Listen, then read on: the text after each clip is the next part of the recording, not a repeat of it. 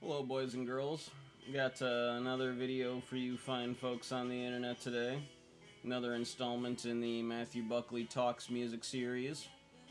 Once more, we're taking a look at 1960s psychedelic pop and rock gem, or nugget, if you will. Today's album is the self-titled full-length release by The Merry-Go-Round, issued in the autumn of 1967 on A&M Records, on vinyl in the United States and Canada and Germany. Also issued on 8-track and also 3 3/4 IPS 4-track stereo 7-inch reel-to-reel tape. The next year, in 1968, it was reissued by Discos Tizac for Mexican import as part of their Serie Internacional. And then, over a couple decades later, it was finally given a CD issue as part of a Japanese import in the Audio Master Plus series A&M Pop and Rock Classic 50 set, retitled after the two hit singles, You're a Very Lovely Woman and Live. And then 5 years later, there was another Japanese import from 1995 as part of the Audio Master Plus series A&M Nice Price, once again under the retitled variant. And then, well over a decade later, in 2010, Sundazed Music reissued the album on vinyl under its original title. And this is that Sundazed Music reissue that I'm holding here in my hand. A couple years later, there was another Japanese import as part of A&M Records' 50th anniversary.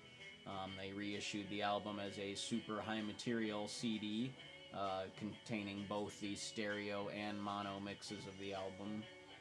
And then a couple years later, in 2014, there was another Japanese import limited edition CD reissue as part of their Soft Rock Best Collection 1000 series. So not too many extensive reissues around the time of its initial release, but definitely a few more in recent history, which is always interesting to me. Little sip of tea here for the working man. Good stuff. So a little background for anyone who's unfamiliar, since, again, the Merry-Go-Round isn't exactly a household name as a band. They were founded in Los Angeles, California, in the summer of 1966 by singer and songwriter Emmett Rhodes, who had recently left his seat at the drums in his former band, the Palace Guard. Not only had he been writing more songs, but Rhodes had been playing more guitar, and through informal jams with fellow LA guitarist Gary Cato, would find a like musical mind. And in a short time, the two were joined by bass guitarist Bill Reinhardt, formerly of psychedelic rock, pop, and blues band The Leaves. And they were later, that same summer, joined by Joel Larson, formerly drummer of psychedelic rock and pop group The Grassroots. And after those two came into the fold, the Merry-Go-Round was born. The group recorded a handful of demos and were promptly signed to A&M Records. By January of 1967, the band had already recorded and released their first 45 RPM single, Live, backed with Time Will Show the Wiser, both written by Emmett Rhodes and produced by Larry Marks. The song was a hit in the Southern California region, even reaching number 63 on the US Billboard Hot 100 chart. But the group's second single, Gonna Fight the War, backed with War in Love, also both written by Emmett Rhodes and produced by Larry Marks, that single failed to chart, in spite of receiving a fair amount of airplay during the infamous Summer of Love.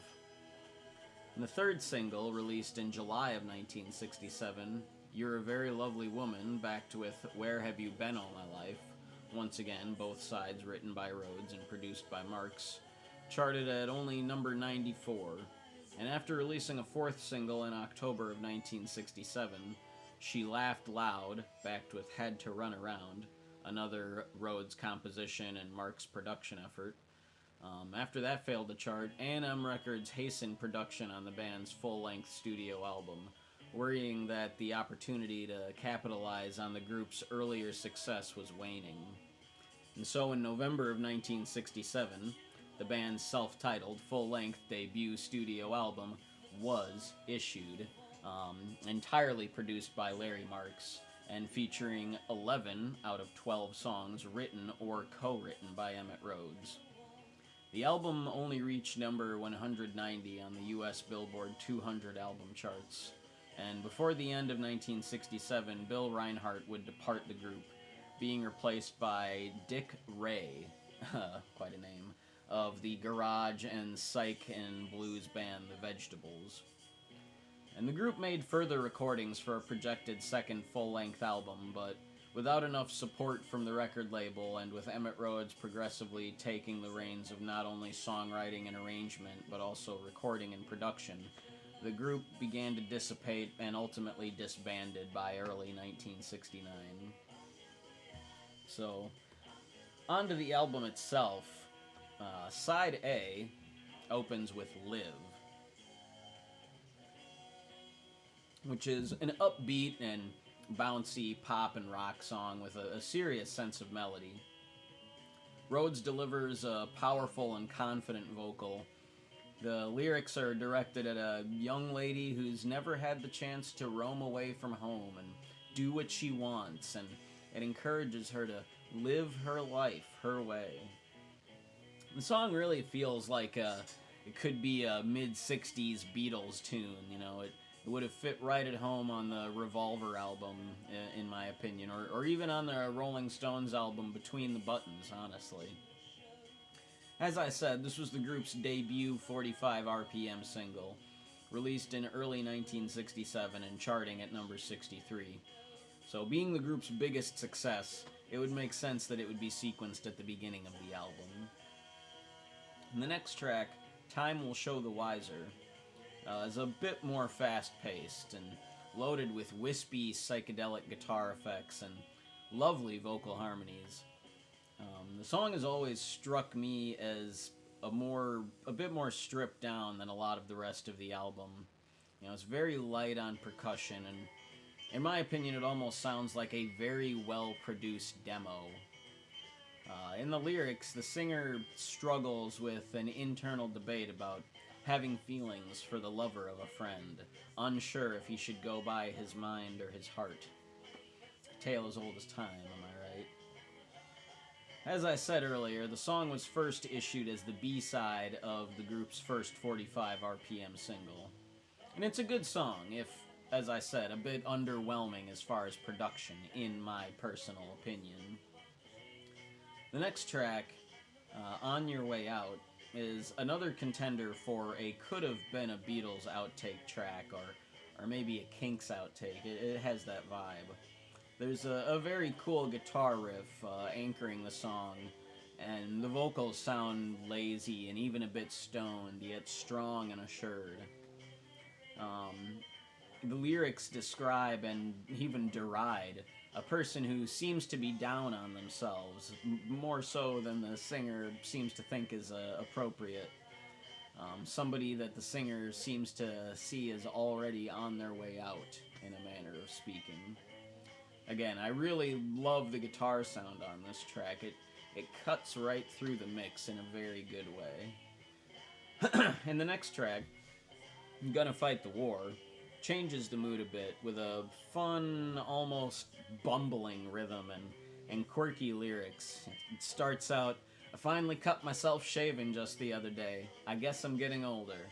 Which right off the hop, but I love the tone that sets. And there's some more great lines elsewhere, like in the refrain, I'm gonna fight the war, gonna join the army's ranks, as long as my enemies are using blanks.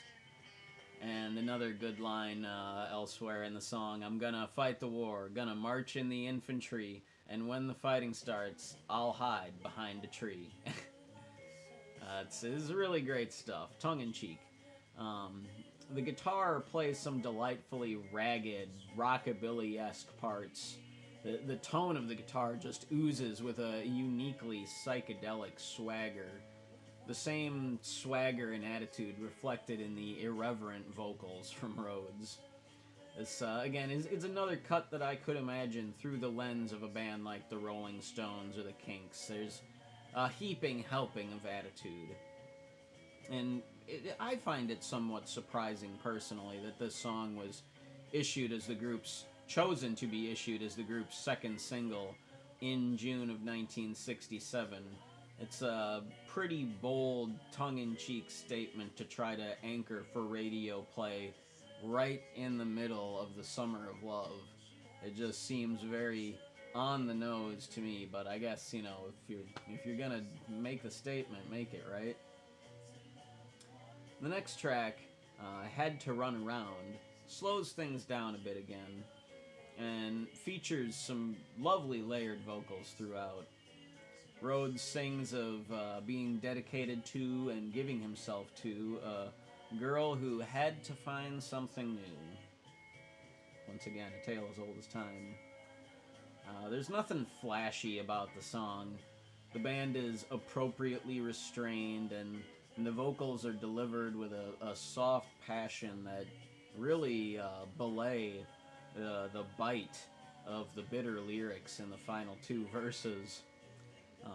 And this may not exactly be sunshine pop per se, but it definitely qualifies as a soft pop nugget.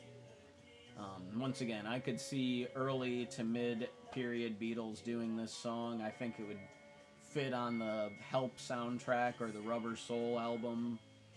And this song was also actually released as the B-side of the group's fourth 45 RPM single in October of 1967, prior to the release of the album the following month. Pardon me, gonna get another sip of tea in here.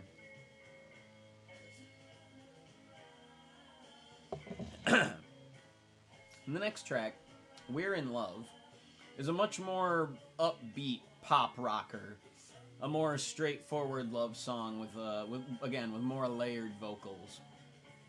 Another one that I could imagine through the lens of a band like the Beatles or the Rolling Stones, the Kinks, or even the Who. This track was also issued as the B-side of the group's second single in the summer of 1967. And given the pairing, being paired with Gonna Fight the War, in my opinion, it would have made far more sense for We're in Love to be the A-side of that combo if they were really looking for radio airplay. But, again, I certainly wasn't a DJ in 1967, so what do I know? But, anyway, on that note, we end side A. And so side B opens with You're a Very Lovely Woman, which was issued as the group's third 45 RPM single in July of 1967, and only charted at number 94 on the US Billboard Hot 100. The arrangement of the song has always struck me as kind of odd.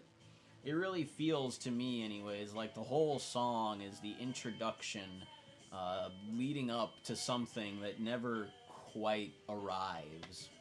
The drums are somewhat sparse, and the guitars are soft, definitely very soft. The song is driven by the vocals and backing orchestra. I don't even know if I can really call it an orchestra. If it is, again, it's not a full orchestra, but there's the vocals and superfluous instrumentation, aside from the regular rock band, are definitely the main driving force of the song. And the lyrics have Rhodes turning down the propositions of a very lovely woman, her charms, and her wine. What a guy. I've read in other reviews and analyses that the song is, supposed to be about rejecting the prospects of fame and fortune and glory in Hollywood, and the very lovely woman is, the industry, whether it be the music industry, the film industry, whatever, fame, whatever you can do to bring yourself into fame in these big bustling cities that are so full of opportunity here in America, which I could see that. I could definitely see that, however you want to interpret it. But anyways, it's a great song.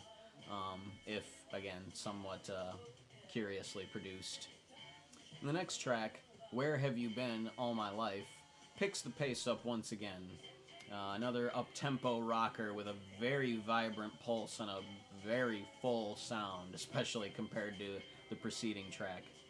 The guitar wails and rattles with an almost rockabilly feel, and Emmett's vocals are so energetic and bursting with zeal.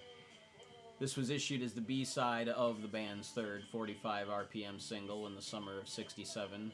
And once again, I can easily imagine this through the lens of a garagey rock band like the Rolling Stones, the Kinks, or the Who. And this is definitely one of my favorite cuts on the album. I love it a lot. It's got a great energy. The next track, Early in the Morning, is a perfectly fine, if somewhat banal and insipid song. There's no flashy or complex instrumentation. The vocals are solid, delivered very solid, but, they're relatively basic. It's a track I could definitely imagine through an early period Beatles lens. It could probably fit on the A Hard Day's Night soundtrack or the Beatles for Sale album comfortably. It's just, it doesn't have too much that sticks out for me. Honestly, it's not a super memorable song personally. My favorite part is probably the wordless ooh-ee vocals in the middle eight. Otherwise, it's just a little forgettable. By the 12th time I've heard them sing Early in the Morning, I'm ready for the next song. And on that note, the next track, Lowdown, is the only track on the album not written or co-written by Rhodes. Has no influence from Emmett Rhodes whatsoever. Instead, written by lead guitarist Gary Cato. And it's a groovy, even sort of bluesy cut. The lyrics tread the familiar blues territory of a low-down, no-good woman. There's plenty of razor-sharp guitar as well, plenty of guitar licks throughout. And the vocals are delivered with a great attitude and swagger. The same attitude and swagger that has permeated most of the more upbeat and rockin' songs on the album. And the following track, A Clown's No Good, is more rooted in pop harmony, with a delightful chorus, I think, of, oh, a clown's no good unless he laughs, so come on, my friend, and make me laugh. I like it. It's simple and straightforward, but I dig it a lot. And the lyrics they tell the tale of a clown who's had a hard day and just needs a laugh. Things take a bit of a turn with the third verse. Hand me a glass, I'll serve myself, Joe. I want no one to know I'm drunk, though. And when I'm smashed, just lay me down, friend, and spread a wide grin and laugh. That's some sad clown shit right there. And the following track, Gonna Leave You Alone, was written in collaboration between Emmett Rhodes and Gary Cato. Another upbeat, garagey rocker. I'll say is another very Stonesy song. The guitar riff zips back and forth, and the lyrics find our singer giving his girl an ultimatum to pick between him and another guy. Once again, a tale as old as time, am I right? And on that note, we end side B. So, final thoughts. This album is right in step with a lot of the more progressive pop melodies of the Summer of Love from which it was born. At times, it sounds like mid-period Beatles or mid-'60s era Stones during their flirtation with psychedelic pop styles. And notice both of those groups that I mentioned are British rock groups. And yet this here is a California band, and they do sound distinctly Californian. There is that West Coast California sound going on in this album. And yet at the same time, there are trademarks that are distinctly beat and British. So you kind of get this quasi-transatlantic sound and feeling throughout the record, which really is unique for this band. It's a unique quality. And as I mentioned, there are a couple tracks in particular that seem, at least to my ear, oddly underproduced. But in any case, for the most part, this album balances upbeat, energetic pop and rock with more restrained and sensitive pop balladry. There's not really anything in the way of virtuoso musicianship on display. You know, there's no insane guitar wankery. There's no, wild vocal range on display. There's, no absurdly complex chord structures. But what is on display is the continued escalation, the evolving of Emmett Rhodes as a songwriter. Writing 10 of the album's 12 tracks by himself and co-writing one of the other two, Rhodes was clearly overflowing with creative energy.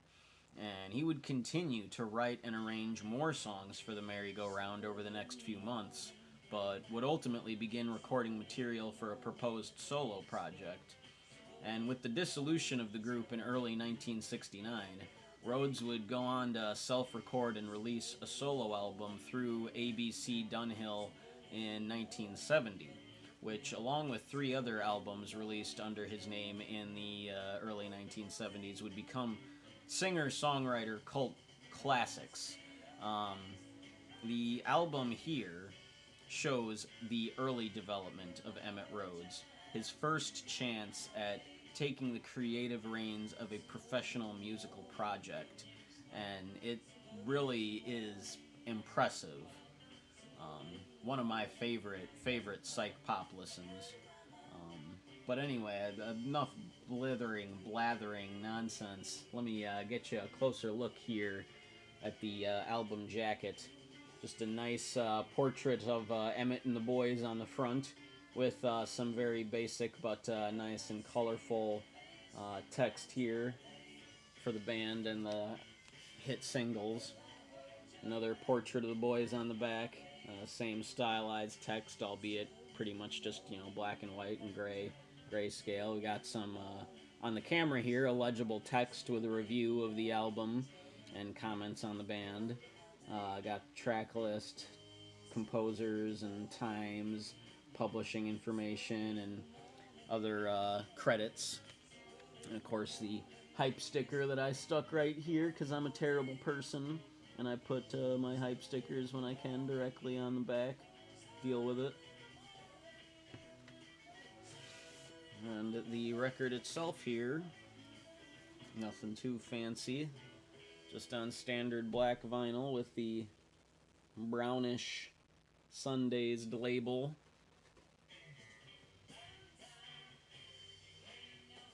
So, once again, this album, certainly, I don't think this is an album that will change your life. I mean, I'd like to be wrong, because it's really good.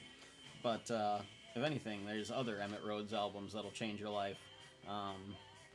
But this is, for anyone who is into psychedelic, pop, rock, California music, or, if you're already familiar with and a fan of Emmett Rhodes, then this is essential listening, because it captures, as I said, his early steps into becoming the incredible songwriting phenomenon that most people don't realize he was. And also, it's just some great, groovy psych pop and rock. So let me know, actually before I get to that, let me say, a rating, I would easily rate this album 7 out of 10. Again, certainly not a life changer, but certainly not something to ignore. So, on that note, let me know below if you've heard of this album, if you've heard of The Merry-Go-Round, or if you're familiar with Emmett Rhodes, and if you've heard any of his work. I'd love to get a discussion flowing down below. And if anybody wants to hear me blabber about Emmett Rhodes, any of his solo albums, I've got at least one on vinyl, and I've got a couple on CD, so definitely something I would be interested in blabbering about if any of y'all are interested in hearing. So, once again, thank you for any and all viewership. I appreciate it. This has been Matthew Buckley Talks Music with the merry-go-round. Music is the best.